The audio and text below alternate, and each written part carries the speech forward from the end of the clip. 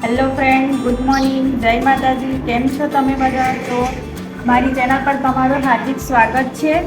તો હું મારા વિડીયોના માધ્યમથી તમને સીવણ ક્લાસીસ શીખવવાની કોશિશ કરું છું. તો ચાલો ફ્રેન્ડ, આપણે મશીન કેવી રીતે ચલાવવું તે ભાગ 1માં જોઈએ.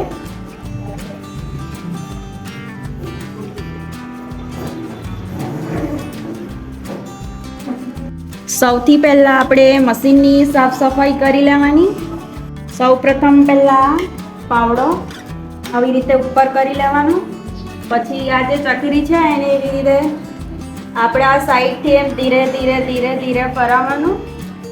એવી રીતે આવી રીતે પગથી ધીરે ધીરે પ્રેશર આપવાનું.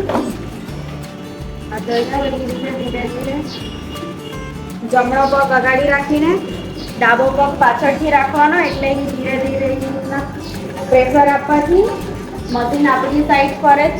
એવી જ રીતે ધીરે ધીરે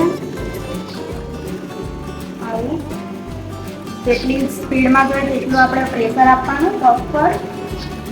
આવી રીતે જોરમાં જોઈએ તો જોરમાં વધારે પગ પર પ્રેશર આપવાનું. તો એવી રીતે જોરમાં જાય. હવે આપણે જ્યારે મશીનને હવે કામ પતી ગયું હોય તો એવી રીતે પકડી લેવાનું, ચકરી પકડી લેવાની. ચકરી પકડવાથી મશીન ડાયરેક્ટ રૂકી જ જાય છે. આવી રીતે હંમેશા જ્યારે આવી રીતે પાવડો નીચે હોય તો પાવડાને આવી રીતે ઉપર કરીને જ પછી કાઢવાનું. સોય એવી રીતે ઉપર લઈને, એ તો સોય શટલમાં લાગી જાય તો તૂટી જાય. એવી રીતે આવી રીતે જમણી સાઈડ ફરવું જોઈએ, જે સીધું ફરે. આવું ફરે તે ઊંધું ફરે. આવી રીતના સીધું ફરે. આવી રીતે જેવી રીતે વધારે પ્રેશર આપવાથી જોરમાં જાય, ઓછું આપો પગ પર દબાણ તો ધીરે જાય. જ્યારે થોભાવાનું હોય ત્યારે એવી રીતે પકડી લેવાનું, એટલે થોભી જાય, બંધ જ થઈ જાય. આવી રીતે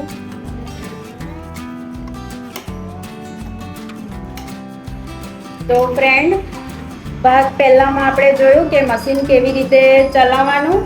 તો હવે બીજા ભાગમાં હું તમને બતાવીશ કે મશીનમાં દોરો ક્યાંથી ક્યાં કઈ જગ્યાએ નાખવાનો અને કઈ કઈ જગ્યાએ મશીનમાં ઓઇલ કરવાનું. તો ફ્રેન્ડ, તમને મારો વિડીયો ગમ્યો હોય તો ચેનલને લાઈક, સબસ્ક્રાઈબ અને કોમેન્ટ જરૂરથી કરજો. Thank you.